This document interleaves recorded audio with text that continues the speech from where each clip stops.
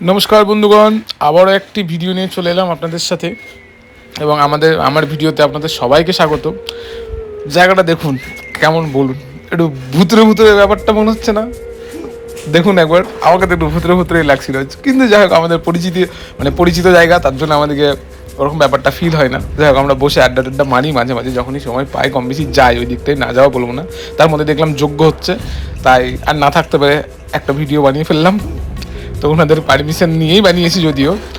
তো ওনারা যাই হোক কিছু বললো না, বললো যে না আমরা প্রচারের মাধ্যমে যাবো না, তো আমরা নর্মালি একটা ভিডিও বানাই। তো ওই জন্য বানালাম। পেছনেরটা হচ্ছে দ্বারকা নদী, আর এই জায়গাটা পুরো একদম ঘুরঘুরটে অন্ধকার, মানে কী বলবো, না দেখলে বিশ্বাস হবে না, মানে সত্যি খুব ঘুরঘুরটে অন্ধকার জায়গাটা। আর এখানে কি বলবো, সবাই মানে খুব ধৈর্য ধরে মানে হোম বলুন বা যজ্ঞ যেটাই হচ্ছে সেটা উপভোগ করছে। তো আমরাও তার মধ্যে একজন। তো আমরা ভিডিও করছিলাম, বাচ্চা দুটো মানে একটু লজ্জা লজ্জা ব্যাপারটা ছিল, মানে লজ্জা পাচ্ছিল। তো কথা হচ্ছে বেশ ভালো লাগলো ভিডিওটা করে, বেশ ভালো লাগলো। আর এমনিতে জায়গাটা খুব মানে নির্জুম টাইপের জায়গা, মানে একটু ঘুরঘুরতে অন্ধকার, খালি ব্যাং ট্যাঙের ডাক পাওয়া যায়, আর বাকি তেমন কিছু পাওয়া যায় না। ওই দিকটাতে বাড়ি ফাড়ি হয়ে গেছে এখন। কিন্তু কথা হচ্ছে এইসব এরিয়া মানে এরকম জায়গা মানে অন্ধকার থাকাটাই ভালো।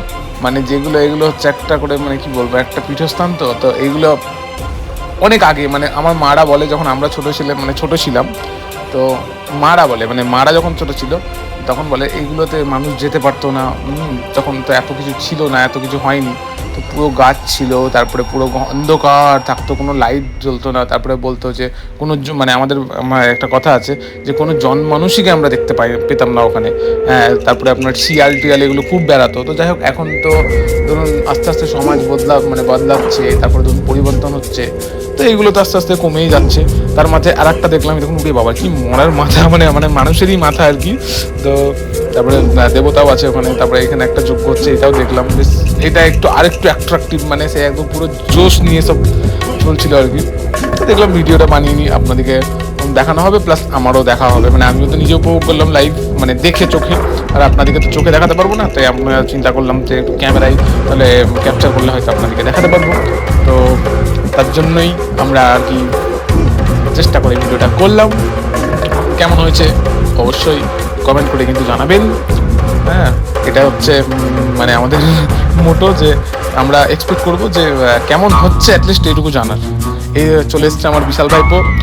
তো এই দেখুন, এই হচ্ছে আমার ভাইপো বিশাল। তো ছেলে খুব ভালো, মাঝে মাঝে একটু ইয়ে করে দেয়, মানে ছোটো ছেলে আমাদের মধ্যেও আছে, এটা নয় না আমরাও ছোটো, মানে বড় নয়। যাই হোক, আলটিমেট ভিডিওটা কেমন লাগলো সেটা কিন্তু অবশ্যই জানাবেন।